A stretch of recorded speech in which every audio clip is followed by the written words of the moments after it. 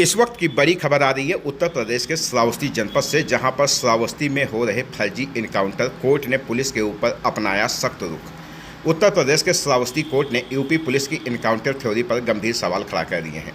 भिनगा कोतवाली क्षेत्र में हुए एक कथित पुलिस मुठभेड़ मामले में मुख्य न्यायिक मजिस्ट्रेट सीजीएम ने कड़ा रुख अपनाया है। कोर्ट ने न सिर्फ पुलिस की विवेचना पर उंगली उठाई है, बल्कि आरोपी की मेडिकल रिपोर्ट को लेकर सीएमओ को एक बड़ा आदेश दे दिया है। इस आदेश के बाद से ही महकमे में हड़कंप मचा हुआ है। आखिर क्या है पूरा मामला, देखिए हमारी इस विशेष रिपोर्ट में। कानून का इकबाल बुलंद करने का दावा करने वाली श्रावस्ती पुलिस खुद अब कानूनी चक्रव्यूह में फंसती नजर आ रही है। मामला भिनगा कोतवाली क्षेत्र का है, जहां पुलिस ने साबिर उर्फ डके नाम के एक अभियुक्त को मुठभेड़ में पैर से गोली लगने के बाद गिरफ्तार करने का दावा किया था। लेकिन अब इसी इनकाउंटर की स्क्रिप्ट पर कोर्ट ने बेहद सख्त रुख अख्तियार कर लिया है। दरअसल कथित मुठभेड़ के बाद अभियुक्त साबिर उर्फ डके ने कोर्ट के सामने एक ऐसा दावा पेश किया जिसने पुलिस महकमे की नींद उड़ा दी। साबिर का आरोप है कि पुलिस ने उसे पहले अवैध तरीके से हिरासत में लिया और बाद में एक फर्जी मुठभेड़ की कहानी गढ़कर उसके पैर में गोली मार दी। मुख्य न्यायिक मजिस्ट्रेट भिनगा ने जब इस मामले की फाइल और मेडिकल रिपोर्ट देखी तो कोर्ट का माथा ठनक गया। कोर्ट ने साफ कहा, इस पूरे मामले की निष्पक्ष जांच होनी जरूरी है। अदालत ने मामले की विवेचना किसी वरिष्ठ अधिकारी से कराने के निर्देश दिए हैं। मजिस्ट्रेट के इस कड़े रुख के बाद से ही श्रावस्ती पुलिस के आला अधिकारियों से लेकर भिनगा कोतवाली तक खलबली मची हुई है। अब पुलिस के पास कोर्ट के तीखे सवालों का जवाब देना भारी पड़ रहा है। अधिवक्ता ने बताया, हमने माननीय न्यायालय के समक्ष बात रखी कि ये पूरी तरह से एक फर्जी इनकाउंटर है। पुलिस ने दुर्भावनापूर्ण तरीके से पहले हिरासत में लिया और फिर पैर में गोली मारी। माननीय न्यायालय ने हमारी दलीलों को गंभीरता से लेते हुए मेडिकल रिपोर्ट पर सवाल उठाए और सीएमओ को दोबारा मेडिकल बोर्ड से जांच कराने व वरिष्ठ अधिकारी से निष्पक्ष विवेचना कराने का ऐतिहासिक आदेश जारी किया है। तो यूपी में इनकाउंटर के दम पर अपराधियों में खौफ पैदा करने का दावा करने वाली पुलिस अब खुद बैकफुट पर है। कोर्ट ने इस सख्त आदेश के बाद अब देखना ये दिलचस्प होगा कि मेडिकल बोर्ड की नई रिपोर्ट में क्या खुलासा होता है और वरिष्ठ अधिकारी की जाँच में पुलिस की यह इनकाउंटर थ्योरी पास होती है या फिर। मामला उत्तर प्रदेश के श्रावस्ती जनपद से जुड़ा हुआ है, जहां पर अब कोर्ट ने सख्त रुख अपनाया है, जिससे कहीं ना कहीं हड़कंप की स्थिति देखी जा रही है। बड़ी खबर श्रावस्ती जनपद से। आप सभी दर्शकों का सबसे तेज खबर श्रावस्ती चैनल में स्वागत है। चैनल को लाइक शेयर सब्सक्राइब करें, साथ ही घंटी का बटन दबाना न भूलें, जिससे हर खबर आपको सबसे पहले मिलती रहे। पहने हुए एनकाउंटर के समय उसको सील किया जाए, परिवार वालों के द्वारा उसको अल्टरनेट कपड़े मुहैया कराए गए और न्यायालय पर ही उसकी पैंट को सील कर दिया गया है।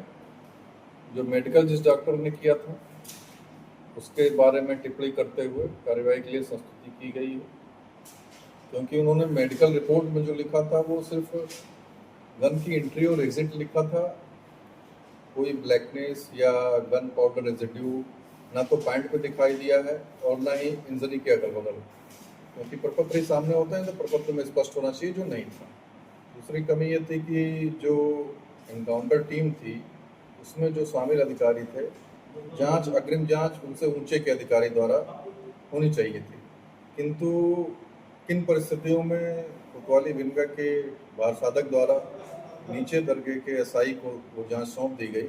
इससे इस एनकाउंटर पर संदेह प्रकट किया जा रहा है हमारे द्वारा, और जो पैंट सील की गई है वो बहुत बड़ा साक्ष्य साबित होगा इस मामले में। यदि ये चोट जो अभियुक्त के पैर पे है पैंट पे मिले हुए साक्ष्यों से अगर मेल नहीं खाएंगे और पुलिस ने जो तथ्य लिखे हैं कि इतनी दूरी से मैंने दौड़ा करके उसको गोली मारी, ये सब चीज़ें उस रिपोर्ट से साबित हो सकती हैं। यदि ये साबित हुआ कि पुलिस जो कह रही है चोट उस तरह से नहीं आई है तो स्वतः ये एनकाउंटर फर्जी साबित हो जाएगा। पुलिस की भूमिका पर सवाल उठाए गए हैं, पुलिस की तरफ से क्या प्रतिक्रिया आई है? पुलिस ने अपना पक्ष रखते हुए जो अपने द्वारा की गई कार्रवाई है उसको सर्वथा उचित बताया है। इसी वजह से न्यायालय द्वारा आदेश पारित किया गया है, जो कुछ हद तक पुलिस के विपरीत है। क्या आए दिन श्रावस्ती में जो इनकाउंटर हो रहे हैं फेक इनकाउंटर हो रहे हैं? सभी इनकाउंटर को फेक नहीं कहा जा सकता है जब तक उनके बारे में न्यायालय स्पष्ट अभिमत न दे दे। हम इस इनकाउंटर को भी संदेह के दायरे में रख रहे हैं और अपनी रिपोर्ट आने की प्रतीक्षा करेंगे। रिपोर्ट आने पर यदि चोट से उन रिपोर्टों को और पुलिस के प्रपत्रों से मेल नहीं खाएंगे, उस दिन ये एनकाउंटर फर्जी घोषित किया भी जाएगा और हमारे अधीक्षक साहब इस पर उचित कार्रवाई अवश्य करेंगे। Thank you. Sanjay Singh advocate, legal aid defence council system जो DLSA के अंतर्गत काम कर रहा है, उसमें अभियंता के रूप में सेवाएं दे रहे हैं। सर कल जो इनकाउंटर हुआ है उस पर सवाल उठाए गए हैं, क्या है पूरा मामला? इसमें जो इनकाउंटर किया गया है, ये पुलिस विभाग का वर्जन ये है कि वो भिंगा जंगल में दो पार्टियों के साथ गए, रेड मारी और हथियार बनाने का सामान और तमाम प्रकार के हथियार बरामद हुए। उनको पकड़ने के दौरान मुठभेड़ हुई, फायरिंग हुई, जिसमें एक अभियुक्त साबिर के पैर में गोली लगी पुलिस की गोली उसके पैर में लगी और उसको साथ में 4 अभियुक्तों को टोटल गिरफ्तार किया गया है। मुठभेड़ को चोट आई है, लेकिन जब वो न्यायालय पर रिमांड के समय प्रस्तुत किया गया तो उसकी चोट को देख करके और अभियुक्त को देख करके हमें संदेह हुआ और अभियुक्त से पूछा गया तो उसने भी अपना पक्ष बताया, जिससे इस इनकाउंटर के बारे में कुछ प्रश्न चिन्ह खड़े हुए। तो उन प्रश्नों को लेकर के हमने एक आवेदन पत्र माननीय न्यायिक दंडाधिकारी महोदय श्रावस्ती के समक्ष प्रस्तुत किया कि जो इसकी चोट है इसकी पुनः परीक्षण कराई जाए। जो चोट है वो इनकाउंटर की नहीं लग रही है, जो गोली मारी गई है वो पकड़ के मारी गई है, क्योंकि पैंट जो उसकी काटी गई थी इलाज के लिए पुलिस द्वारा बताया गया, उस पैंट में गोली मारे जाने का कोई स्पष्ट परिलक्षित निशान दिख नहीं रहा था। तो न्यायालय ने हमारे तर्कों को उचित पाते हुए और राजू राज केस में जो निर्धारित गाइडलाइंस थी उनका पालन नहीं किया गया था, इन सबको ध्यान में रख करके आदेश पारित किया है।